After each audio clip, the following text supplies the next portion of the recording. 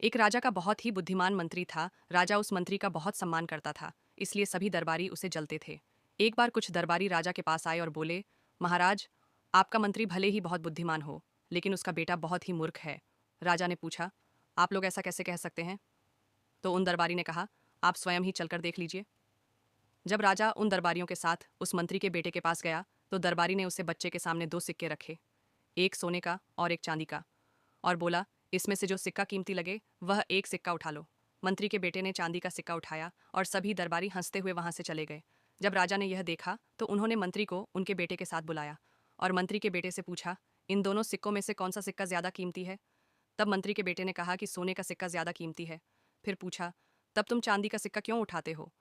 बेटे ने कहा, क्योंकि पिछले दिनों कई बार वे लोग मेरे पास आकर मेरा उपहास करने के लिए यह खेल खेलते हैं और मुझ पर हंसते हैं। मैं जिस दिन सोने का सिक्का उठा लूंगा उस दिन यह खेल खत्म हो जाएगा और मुझे आगे कोई भी सिक्का नहीं मिलेगा। लेकिन चांदी का सिक्का उठाते उठाते मेरे पास इतने सिक्के हो गए हैं जिनकी कीमत कई सोने के सिक्कों से ज़्यादा है। चैनल में जाकर ऐसी और कहानी देखें, लाइक और सब्सक्राइब करें।